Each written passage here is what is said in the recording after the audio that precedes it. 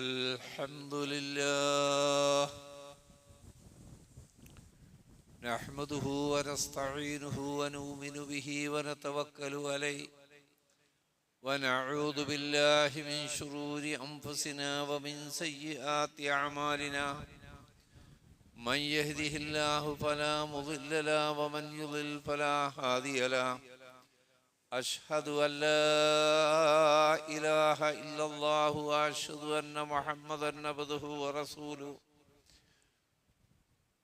أرسله بالهدى ودين الحق ليظهره على الدين كله ولو كره المشركون اللهم صل على محمد وعلى آل محمد كما صليت على إبراهيم وعلى آل إبراهيم وبارك على محمد وعلى آل محمد كما باركت على إبراهيم وعلى آل إبراهيم إنك حميد مجيد أما بعد فإن خير الكلام كلام الله وخير الهدي هدي محمد صلى الله عليه وسلم وشر الأمور محدثاتها وكل محدثة بدعة وكل بدعة ضلالة أيها الناس أوصيكم عباد الله وإياي بتقوى الله أعوذ بالله من الشيطان الرجيم لقد من الله على المؤمنين إذ بعث فيهم رسولا من أنفسهم يتلو عليهم آياته ويزكيهم ويعلمهم الكتاب والحكمة وإن كانوا من قبل لفي ضلال مبين. സൃഷ്ടാവും പ്രപഞ്ചനാഥനുമായ അള്ളാഹുവിനെ സൂക്ഷിച്ച് ജീവിക്കണമെന്ന് ആദ്യം എന്നോടും പിന്നീട് നിങ്ങളോടും വസിയത്ത് ചെയ്തു. പരമകാരുണ്യകനായ അള്ളാഹു നമ്മെ അനുഗ്രഹിക്കട്ടെ. മാരകമായ രോഗങ്ങളിൽ നിന്നും അപകടങ്ങളിൽ നിന്നും പ്രയാസങ്ങളിൽ നിന്നും അള്ളാഹു നാം ഏവരെയും കാത്തുരക്ഷിക്കുമാറാകട്ടെ. പ്രിയ സഹോദരങ്ങളെ, ആത്മീയ തലത്തിൽ പരിശോധിച്ചാലും ഭൗതിക മാനദണ്ഡമനുസരിച്ച് പരിശോധിച്ചാലും ചരിത്രപരമായ മാനദണ്ഡങ്ങൾ ഉപയോഗിച്ച് പരീക്ഷിച്ചാലും അന്ത്യപ്രവാചകനായ മുഹമ്മദ് നബി സല്ലല്ലാഹു അലൈഹി വസല്ലമയേക്കാൾ ഉത്തമനായി ശ്രേഷ്ഠനായി മറ്റൊരാളും ഈ ഭൂമുഖത്തുണ്ടായിട്ടില്ല. ഇത് മുഹമ്മദ് നബി സല്ലല്ലാഹു അലൈഹി വസല്ലമയുടെ റിസാലത്ത് അംഗീകരിച്ചവർ മാത്രം പറഞ്ഞതല്ല. റിസാലത്ത് അംഗീകരിക്കാതെ ഷഹാദത്ത് ചെയ്യാതെ മുഹമ്മദ് നബിയുടെ ദീൻ സ്വീകരിക്കാതെ ജീവിക്കുന്ന ആളുകളിൽ നിന്ന് പോലും സമ്മതിച്ച ഒരു യാഥാർത്ഥ്യമാണിത്.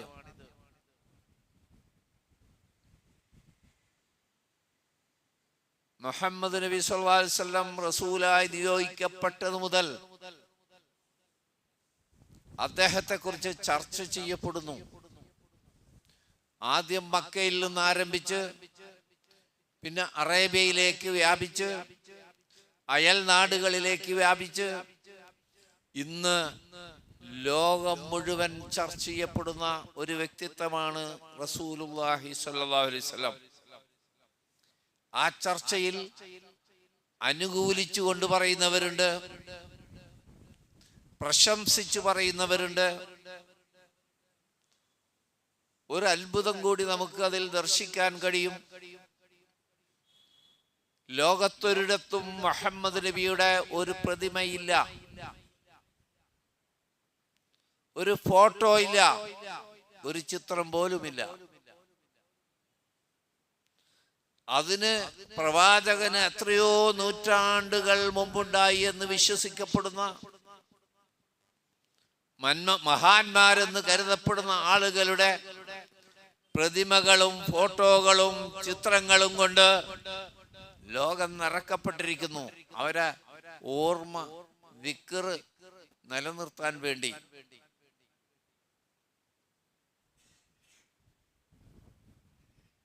ആര്യന്മാർ ഇന്ത്യയിൽ വരുന്നതിന് മുമ്പാണ് ബുദ്ധനുണ്ടായത്. ആ ബുദ്ധന്റെ പ്രതിമ അനേകം രാജ്യങ്ങളിൽ നിന്ന് നമുക്ക് കാണാൻ കഴിയും. അദ്ദേഹത്തിന്റെ ഓർമ്മ നിലനിർത്താൻ വേണ്ടി ചിലര് ആരാധ്യന്മാരാക്കി തീർക്കാൻ വേണ്ടി ചെയ്തതാണ്. ഒരു പ്രതിമയില്ലാതെ, ഫോട്ടോ ഇല്ലാതെ, ചിത്രമില്ലാതെ റസൂലുള്ളാഹി സ്വല്ലല്ലാഹു അലൈഹി വസല്ലമിന്റെ പ്രശംസ ലോകത്തിങ്ങനെ ഉയർന്നുകൊണ്ടിരിക്കുന്നു. അള്ളാഹു വെറുതെ പറഞ്ഞല്ലോ, വറഫഅനാ ലക ദിക്റക, അള്ളാഹുവിന്റെ റസൂലേ താങ്കളുടെ പ്രശസ്തി നാം ഉയർത്തിക്കൊണ്ടേയിരിക്കും. രണ്ട് രീതിയിലാണ് അള്ളാഹുവിന്റെ നടപടിക്രമം. ഒന്ന്, റസൂലിനെ അംഗീകരിച്ച് വഅശ്ഹദു അന്ന മുഹമ്മദുർ റസൂലുള്ളാഹ് എന്ന് പറഞ്ഞവരിലൂടെ പ്രവാചകന്റെ പ്രശസ്തി വർദ്ധിപ്പിക്കും.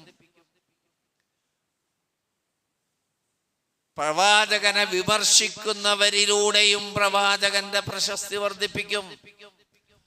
റബ്ബുൽ ആലമീനായ തമ്പുരാന്റെ ഒരു നടപടിക്രമമാണത്.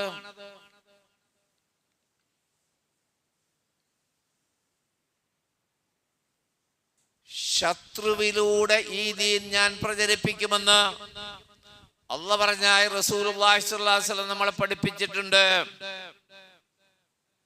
പ്രതിയോഗിയിലൂടെ ആ വിമർശനം ഇന്ന് എത്തി നിൽക്കുന്നത് പ്രവാചകൻ സല്ലല്ലാഹു അലൈഹി വസല്ലം ജീവിച്ചിരുന്ന കാലഘട്ടത്തിലെ കാഫിറുകൾക്കായിരുന്നു പ്രവാചകനോട് അങ്ങേയറ്റത്തെ വിദ്വേഷം.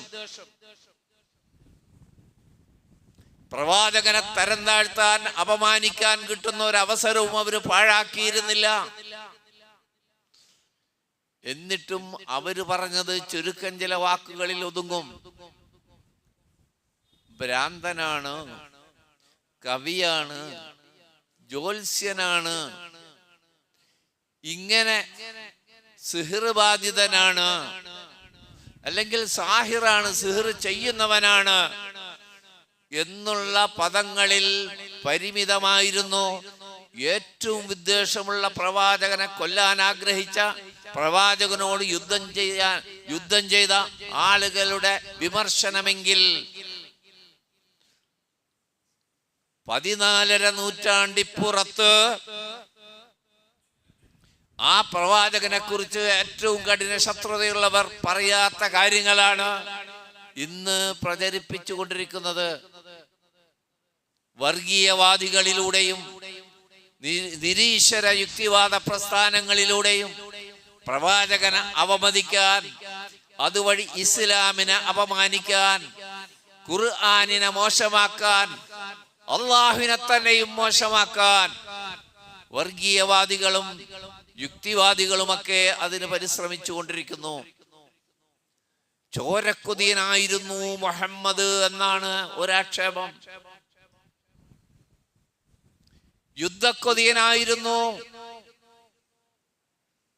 ശത്രുക്കളെ നിശേഷമില്ലാതാക്കിയവനായിരുന്നു എന്ന രീതിയിൽ പ്രവാചകനെ വളരെ മോശമായി ചിത്രീകരിക്കുമ്പോൾ ആ പ്രചരണത്തിന്റെ ശക്തി കൊണ്ട് യൂറോപ്പിലും അമേരിക്കയിലും ഒക്കെയും വിദ്യാസമ്പന്നരായ യുവതീ യുവാക്കൾ 14ാം നൂറ്റാണ്ടിന് മുമ്പ് ഇത്രയും കടുപ്പക്കാരനായ ഒരാൾ ഉണ്ടായിരുന്നു എന്ന് പഠിക്കാൻ ആരംഭിച്ചു. അവര് പ്രവാചകന്റെ ചരിത്രം പഠിച്ചു. അവരൊക്കെയും മഹോന്നതരിൽ മഹോന്നതനായിരുന്നു മുഹമ്മദ് നബി സ്വല്ലല്ലാഹു അലൈഹി വസല്ലം എന്ന് മനസ്സിലാക്കുകയും അശ്ഹദു അല്ലാ ഇലാഹ ഇല്ലല്ലാഹ് വ അശ്ഹദു അന്ന മുഹമ്മദർ റസൂലുള്ളാഹ് എന്ന സത്യത്തിലേക്ക് അല്ലാഹുവിന്റെ നടപടിക്രമം കണ്ട. വിമർശനത്തിലൂടെ ഇസ്ലാമിന് പ്രചാരം കൊടുക്കുക എന്നാൽ സത്യത്തിൽ ആരായിരുന്നു റസൂലുള്ളാഹി സ്വല്ലല്ലാഹു അലൈഹി വസല്ലം?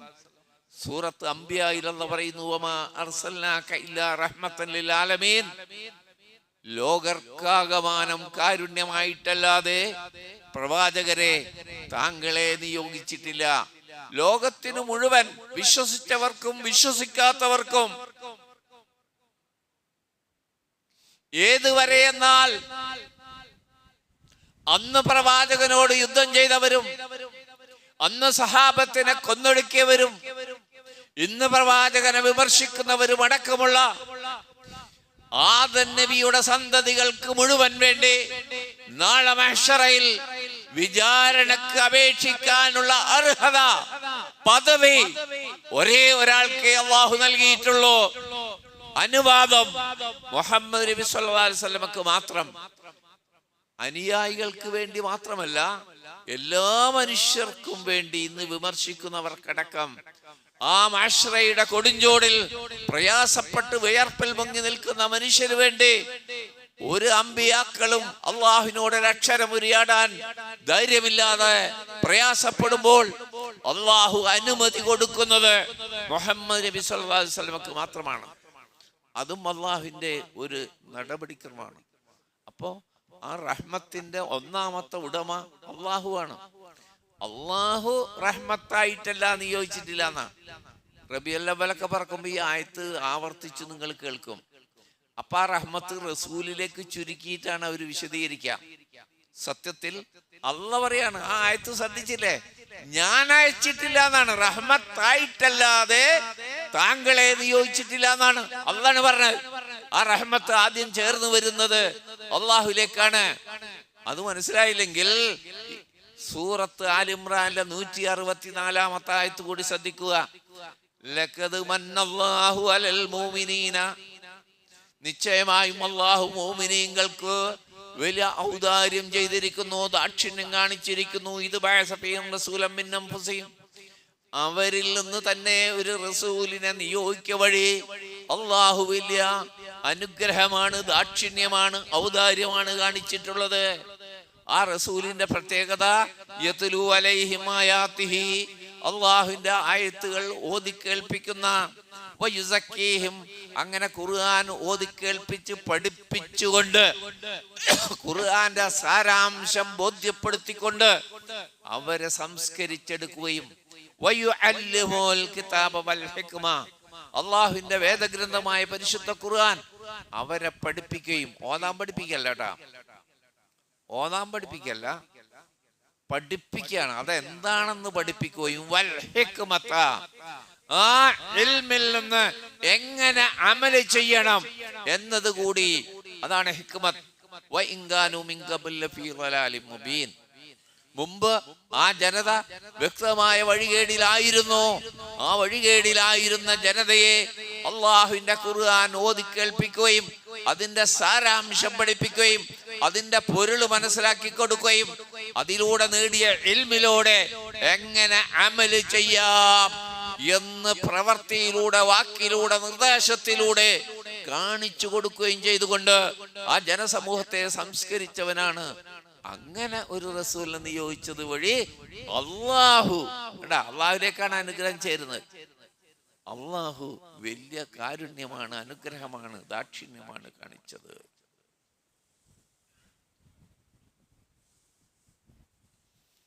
ആ റസൂൽ എല്ലാവരെയും സ്നേഹിച്ചു എന്നതാണ്. എല്ലാവരോടും കാരുണ്യം, ചോരക്കൊതിയനായിരുന്നില്ല. ചോര വീഴ്ത്താവുന്ന സന്ദർഭങ്ങളെ എങ്ങനെ ഇല്ലാതാക്കാം എന്നാണ് പ്രവാചകൻ ആലോചിച്ചു കൊണ്ടിരുന്നത്. എല്ലാവരെയും സ്നേഹിച്ചു. പ്രവാചകനെ വിമർശിച്ച, പ്രവാചകന് ആക്ഷേപശരങ്ങൾ ചൊരിഞ്ഞ, പ്രവാചകൻ സുജൂദ് ചെയ്യുമ്പോൾ ഒട്ടകത്തിന്റെ ചീഞ്ഞക്കുടൽ മാലകൾ കഴുത്തിലർപ്പിച്ച, പ്രവാചകന്റെ മുഖത്തടിച്ച, അനേക സന്ദർഭങ്ങളിൽ വധശ്രമം നടത്തിയ, പ്രവാചകന്റെ പ്രിയപ്പെട്ട സഹാബിമാരെ കൊന്നൊടുക്കിയ ആ ശത്രുക്കളോട് പോലും കാരുണ്യം കാണിക്കുന്ന പ്രവാചകനെ നമുക്ക് കാണാം. അള്ളാഹ് തന്നെ ഒരു സർട്ടിഫിക്കറ്റ് നൽകുന്നു. ഫലഅല്ലക ബാഹിം നഫ്സക അലാ ആസാരിഹിം ഇല്ല യുമിനു ബിഹാദൽ ഹദീസി അസ്സഫാ. അൽ-കഹ്ഫ് വെള്ളിയാഴ്ച ഓതുന്ന അൽ-കഹ്ഫിൽ കാണാലോ ഈ ആയത്ത്. ഫലഅല്ലക ബാഹിം നഫ്സക, നബിയെ താങ്കൾ തന്നെ ഇപ്പോ താങ്കളെ ശരീരം തന്നെ ഇപ്പൊ നശിച്ചു പോകുമല്ലോ എന്ന അവസ്ഥയാണല്ലോ. അലാ ആസാരിഹിം ഇല്ല യുമിനു ബിഹാദൽ ഹദീസി അസ്സഫാ. അള്ളാഹു മനുഷ്യനോട് സംസാരിച്ച കലാം, ആ വർത്തമാനം ഈ ജനത, പ്രവാചകന്റെ ജനത അംഗീകരിക്കുന്നില്ല എന്ന ദുഃഖത്താൽ, എന്ന വേദനയാൽ നബി തന്നെ ഇല്ലാതായി പോകുന്ന ഒരു സങ്കടാവസ്ഥയിലേക്കാണല്ലോ റസൂലേ താങ്കൾ പോയിക്കൊണ്ടിരിക്കുന്നത്. തന്നെ വിമർശിച്ച, ഒറ്റപ്പെടുത്തിയ, ബഹിഷ്കരിച്ച ആ ജനതയെ കുറിച്ചുള്ള പ്രയാസം എന്തായിരുന്നു അറിയോ? എന്നെ ഉപദ്രവിച്ചു എന്നതല്ല, എന്നെ ചീത്ത വിളിച്ചവരാണ് എന്നതല്ല, ഈ സത്യം അംഗീകരിച്ച് എന്റെ ജനത സ്വർഗത്തിൽ എത്തിപ്പെട്ടെങ്കിൽ, നരകത്തിന്റെ വിറകാകുന്നതിൽ നിന്ന് അവർ രക്ഷപ്പെട്ടെങ്കിൽ എന്നാലോചിച്ച് വിഷമിച്ച് പ്രവാചകനെ ആപത്ത് വരുന്നൊരവസ്ഥ വരുമല്ലോ. ഇത് ഖുർആനിൽ മറ്റൊരു സ്ഥലത്തും പറഞ്ഞിട്ടുണ്ട്. 2 സ്ഥലത്തല്ല ഈ ആശയം പറഞ്ഞിട്ടുള്ളത്. അപ്പോ പ്രവാചകനെ ചോരക്കൊതിയനും യുദ്ധക്കൊതിയനും അധികാരത്തിന്റെ കൊതിയനുമൊക്കെയായി ചിത്രീകരിക്കുന്ന ആളുകൾ 13 കൊല്ലം പ്രവാചകൻ മക്കയിൽ അനുഭവിച്ച പീഡനങ്ങൾ, സ്വന്തം നാടുപേക്ഷിച്ച് മദീനയിലേക്ക് പോകുന്നു. അവിടെ ചെന്നിട്ടും സ്വസ്ഥത കൊടുത്തില്ല. ബദറും ഉഹദും ഖന്തക്കും, അങ്ങനെ അനേകം യുദ്ധങ്ങളിലൂടെ പ്രവാചകനെ പ്രയാസപ്പെടുത്തിയ ആ ജനത ഹിജറ 8-ാം കൊല്ലം മക്ക പ്രവാചകന്റെ കീഴിൽ വന്നു. മക്കയുടെ അധികാരിയായി മാറുന്നു. 10,000-കണക്കിന് സഹാബിമാർ റളിയല്ലാഹു അൻഹും വലയം ചെയ്ത് നിൽക്കുന്ന, വാളേന്തി വലയം ചെയ്ത് നിൽക്കുന്നതിന്റെ നടുവിൽ തല കുമ്പിട്ടുകൊണ്ട് കുറെ മനുഷ്യര് നിൽക്കുന്നു. ഓരോരുത്തരെ നോക്കിയാലും മനസ്സിലാവും ആ തല കുമ്പിട്ട് നിൽക്കുന്ന ആളുകൾ ആരാണെന്ന്. പ്രവാചകനെ പരിഹസിച്ച, പ്രവാചകനെ പീഡിപ്പിച്ച, മർദ്ദിച്ച, നാടുകടത്തിയ, യുദ്ധത്തിന് എന്ന അക്രമികളായ മനുഷ്യരാണ്. ഞങ്ങളുടെ കാര്യത്തിൽ എന്താണ് മുഹമ്മദ് നബി സല്ലല്ലാഹു അലൈഹി വസല്ലം തീരുമാനിക്കാൻ പോകുന്നത് അവർക്കെല്ലാവർക്കും അറിയാം. തല വെട്ടുക എന്നല്ലാത്ത ഒരു ശിക്ഷ അവർക്ക് ലഭിക്കില്ല എന്ന് ഉറപ്പാണ് അവർക്ക്. അവര് ഇടയ്ക്കിടെ കണ്ണുകൾ ഉയർത്തി പ്രവാചകന്റെ മുഖത്തേക്ക് നോക്കുന്നു. അള്ളാഹുവിന്റെ റസൂൽ ഉറക്കെ വിളിച്ചു ചോദിക്കുന്നു, അല്ലയോ ജനങ്ങളെ, മക്കക്കാരെ, നിങ്ങൾ എന്നിൽ നിന്നെന്താണ് പ്രതീക്ഷിക്കുന്നത്? അവര് പറയാണ്, താങ്കൾ മാന്യനാണ്, മാന്യന്റെ പുത്രനാണ്, കരീമാണ്, കരീമിന്റെ പുത്രനാണ്. ഉടനെ റസൂൽ പറയാണ്, അന്തുമുത്തുലഖാ, നിങ്ങളെല്ലാം വെറുതെ വിട്ടിരിക്കുന്നു. ലോകത്തിങ്ങനൊരു സംഭവം ഒരു ചരിത്രത്തിലും കാണാൻ കഴിയില്ല. വെറുതെ അല്ലല്ലോ, ഇത്ര കൊല്ലം അത്രമാത്രം പ്രയാസങ്ങൾ അനുഭവിച്ച് പീഡിപ്പിച്ച ജനതയെ പ്രവാചകനിതാ വെറുതെ വിട്ടിരിക്കുന്നു. നിങ്ങൾ സ്വതന്ത്രരാണ്. ലാ തസ്രീബ അലൈക്കുമുൽ യൗം. എന്റെ സഹോദരൻ യൂസുഫ് അലൈഹിസ്സലാം സ്വന്തം സഹോദരങ്ങളോട് പറഞ്ഞത് ഞാൻ നിങ്ങളോട് പറയുന്നു, ഇന്ന് പ്രതികാരമില്ല. ഈ റസൂലിനെ കുറിച്ചാണ് ചോരക്കൊതിയൻ എന്ന് പറഞ്ഞ് വിളിച്ച ഇന്നുള്ളവരാക്ഷേപിക്കുന്നത്.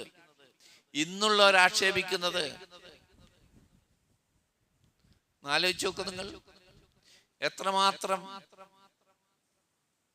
എത്ര സംഭവങ്ങൾ.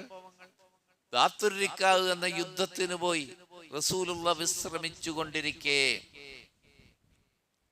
സഹാബികളോട് പ്രാഥമിക ആവശ്യങ്ങൾ നിർവഹിക്കാൻ, ഒന്ന് റെസ്റ്റ്, വിശ്രമം കഴിഞ്ഞിട്ടേ നമ്മ യാത്ര തുടരുന്നുള്ളൂ. സഹാബത്ത് എന്ത് മനസ്സിലാക്കി? പ്രവാചകന് അങ്ങേറ്റത്തെ ക്ഷീണമുണ്ട്. നമ്മൾ പ്രവാചകനെ വെറുതെ വിടാം ഒഴിഞ്ഞ സ്ഥലത്ത്.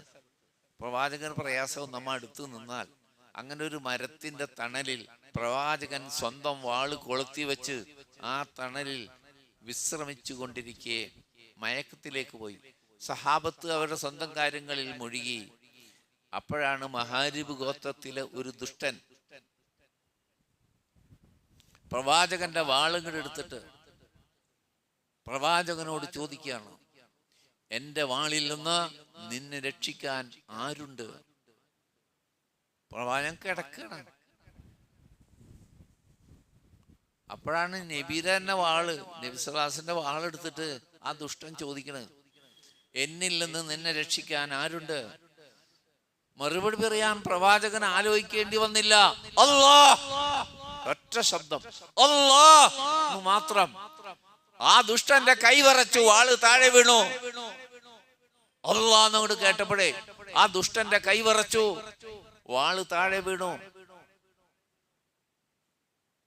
അപ്പോൾ നബി സല്ലല്ലാഹു അലൈഹി വസല്ലം വാളെടുത്തു, അവനോട് ചോദിച്ചു, നിന്നെ എന്നിൽ നിന്ന് ആര് രക്ഷിക്കും? ആ മനുഷ്യൻ പറയാൻ, ആരുമില്ല, ആരുമില്ല, ഞാനിത് അർഹിക്കുന്നതാണ്. അങ്ങനെ ആ മനുഷ്യനോട് ചിരിച്ചുകൊണ്ട് റസൂൽ പറയും, നിനക്ക് വെറുതെ പോവാം, നിന്നെ ആരും ഒന്നും ചെയ്യില്ല. ഇതെങ്ങാനും സഹാബികൾ കണ്ടിരുന്നെങ്കിൽ അവന്റെ കഴുത്തപ്പം മുറിയോലോ. നിനക്ക് പോകാം. ആ മനുഷ്യൻ പോയി. സംഭവിച്ചെന്നല്ലേ, അദ്ദേഹവും അദ്ദേഹത്തിന്റെ ഗോത്രവും ഇസ്ലാമിലേക്ക് വരികയാണ്. ഈ സംഭവത്തിന്റെ പേരിൽ ഇസ്ലാമിലേക്ക് വരികയാണ്. ബനൂ ഹനീഫിലെ ഒരു നേതാവുണ്ടായിരുന്നു. അദ്ദേഹത്തിന്റെ പേര് സുമാമത്ത് ബിൻ ഉസാൽ എന്നായിരുന്നു. സഹാബികളെ അങ്ങേറ്റം പീഡിപ്പിച്ച പ്രവാചകനോട് അങ്ങേറ്റം വെറുപ്പുള്ള ഒരാളായിരുന്നു അദ്ദേഹം. അദ്ദേഹം ഉംറ ഉദ്ദേശിച്ചുകൊണ്ട് മക്കയിലേക്കുള്ള യാത്രയിൽ നബി സല്ലല്ലാഹു അലൈഹി വസല്ലം കാവൽ സൈന്യങ്ങളായി പല ഭാഗത്ത് നിയോഗിച്ച ഒരു സംഘത്തിന്റെ കയ്യിൽ അയാൾ പെട്ടു. പക്ഷെ ആ സഹാബികൾക്ക് അറിയില്ല ഇന്ന ആളാണിത് എന്ന്. അവർക്കറിയില്ല. അവര് പിടിച്ചു കെട്ടിക്കൊണ്ടുവന്നു.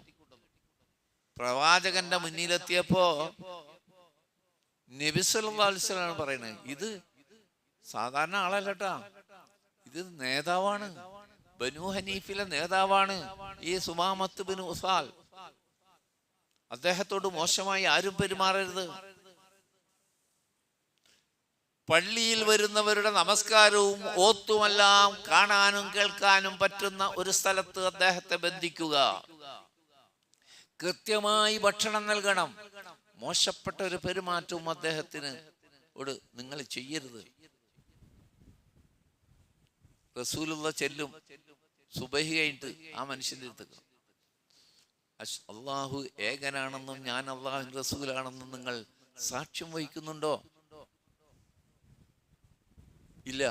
ആ മനുഷ്യൻ പറയും, ഇല്ല, ഞാൻ എത്ര സമ്പത്ത് വേണം തരാം എന്നെ വെറുതെ വിട്ടാൽ. എത്ര സമ്പത്ത് ചോദിക്കും അത്ര തരാം എന്നെ വെറുതെ വിട്ടാൽ. പിറ്റേ ദിവസം ഇതേ ചോദ്യം റസൂൽ, ഇല്ല. 3 ദിവസം കഴിഞ്ഞപ്പോ റസൂൽ പറഞ്ഞു, ശരി, താങ്കൾക്ക് പോകാം, പൊയ്ക്കോ. സഹാബിമാരെ കൊന്ന ആളിട്ടത്. ആ മനുഷ്യൻ അങ്ങോട്ട് നടന്നുപോയി. ആ മനുഷ്യൻ അങ്ങനെ നടന്നുപോയി. അടുത്ത് കണ്ട അരുവിയിൽ കുളിച്ചു തിരിച്ചു വന്നു. എന്നിട്ട് പറയാണ്, അഷ്ഹദു അല്ലാ ഇലാഹ ഇല്ലല്ലാഹ് വ അഷ്ഹദു അന്നക റസൂലുള്ളാഹ്. എന്നിട്ട് പറയും, അല്ലാഹുവിന്റെ റസൂലേ, ഞാൻ ആദ്യം ഇവിടെ വരുമ്പോൾ ഈ ലോകത്ത് ഞാൻ ഏറ്റവും വെറുത്തത് താങ്കളെയായിരുന്നു. ഇന്ന് ലോകത്ത് ഞാൻ ഏറ്റവും ഇഷ്ടപ്പെടുന്നത് താങ്കളെയാകുന്നു. ഞാൻ ഉംറക്ക് വേണ്ടി വന്ന ആളായിരുന്നു. റസൂൽ പറഞ്ഞു, പോയി ഉംറ ചെയ്തിട്ട് പോര്. ഉംറ കഴിഞ്ഞിട്ട് ഖുറൈശികളെ കണ്ടപ്പോ ഒരു വിളംബരം നടത്തി, നിങ്ങൾ അല്ലാഹുവിന്റെ റസൂലായ മുഹമ്മദ് നബി സല്ലല്ലാഹു അലൈഹി വസല്ലം വളരെ മോശമായിട്ടല്ലേ പെരുമാറിയത് അവിടുത്തെ സഹാബികളോടും. അതുകൊണ്ട് യമാമയിൽ നിന്ന് ഒരു മണി ഗോതമ്പ് മക്കയിലേക്ക് ഞാൻ അയക്കില്ല. മക്കയിൽ ഗോതമ്പില്ലല്ലോ, മറ്റു പല ഭാഗത്തുനിന്ന് വേണ്ട അവിടുത്തെ ഭക്ഷണം വരാൻ. യമാമയിലെ നേതാവാണ് ഇയാൾ. ഒരു മണി ഗോതമ്പ് യമാമയിൽ നിന്ന് മക്കയിലേക്ക് ഇനി വരില്ല. നിങ്ങൾ അത്രമാത്രം അല്ലാഹുവിന്റെ റസൂലിനോട് മോശമായി. അന്ന് വിശ്വസിച്ച ആളുടെ വിശ്വസിച്ച് കഴിഞ്ഞ ഉടനെയുള്ള പ്രതികരണമാണ്. പറഞ്ഞ പോലെ തന്നെ ഗോതമ്പ് വരാണ്ടായി മക്കയിലേക്ക്.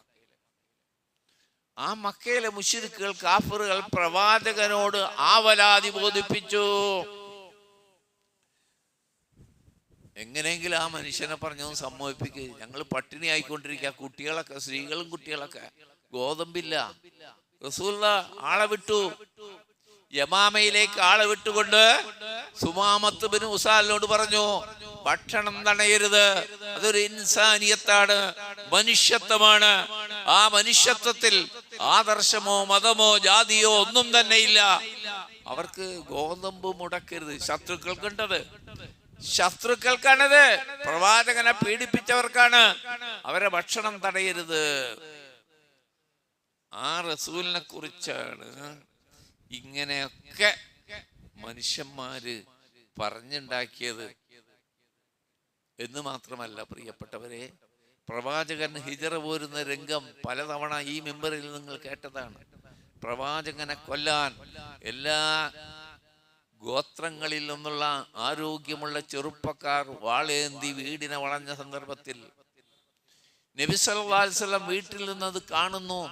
ചുറ്റും പ്രവാചകൻ ഉറക്കം ഉണർന്ന് പുറത്തേക്ക് വരുമ്പോൾ കൊല്ലാൻ കാത്തു നിൽക്കുന്ന ജനത. ആ സമയത്ത് അലി റളിയല്ലാഹു അൻഹു വിളിച്ചുകൊണ്ട് പറയാണ്, അല്ലാഹുവിന്റെ റസൂൽ, എന്റെ വിരിപ്പിൽ അലി നീ കിടക്കണം, ഞാൻ അബൂബക്കർ മുത്ത് മദീനയിലേക്ക് പോവുകയാണ്, അള്ളാഹുവിന്റെ അനുമതി കിട്ടിയിരിക്കുന്നു, നീ 4 ദിവസം കഴിയാതെ മക്കയിൽ നിന്ന് പോരാൻ പാടില്ല. പലരും എന്നെ പല വസ്തുക്കൾ വിശ്വസിച്ചേൽപ്പിച്ചിട്ടുണ്ട്, ഈ വീട്ടിലുണ്ട്. ആ ഏൽപ്പിച്ചവരിൽ കൊല്ലാൻ നിൽക്കുന്നവരിൽപ്പെട്ടവരുമുണ്ട്. ആരൊക്കെയാണോ എന്തൊക്കെയാണോ ഏൽപ്പിച്ചത് അവർക്ക് തിരിച്ചു കൊടുക്കാതെ അലി മക്ക വിടാൻ പാടില്ല. ഏതൊരു സന്ദർഭത്തിൽ പറയുന്ന ആലോചിച്ചോക്കണം നിങ്ങൾ. ആളുകൾ കൊല്ലാൻ വളഞ്ഞു നിൽക്കുമ്പോഴും പറയുന്നത് എന്നെ വിശ്വസിച്ചേൽപ്പിച്ച സാധനങ്ങളാണിത്, അതിന്റെ ആൾക്കാർക്ക് എത്തിച്ചു കൊടുത്തിട്ടേ അലി മദീനയിലേക്ക് വരാൻ പാടുള്ളൂ. ഈ നീതിമാനായ കാരുണ്യത്തിന്റെ പ്രവാചകനെയാണ് ആളുകൾ വിമർശിച്ചത്. ആ വിമർശനം അല്ലാഹു നബി സല്ലല്ലാഹു അലൈഹി വസല്ലമിന്റെ പ്രശംസയാക്കി മാറ്റി.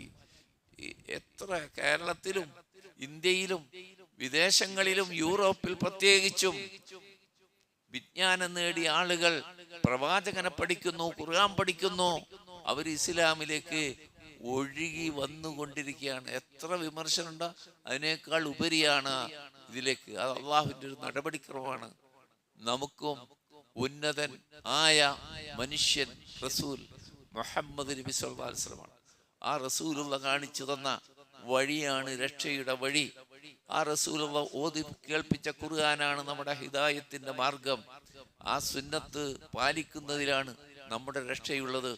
ആ റസൂലിനെ സ്നേഹിക്കാനും ആ റസൂലിന്റെ ചര്യകൾ പിൻപറ്റിക്കൊണ്ട് വിജയിക്കാനും അള്ളാഹു നമുക്ക് തൗഫീക്ക് നൽകി അനുഗ്രഹിക്കുമാറാകട്ടെ.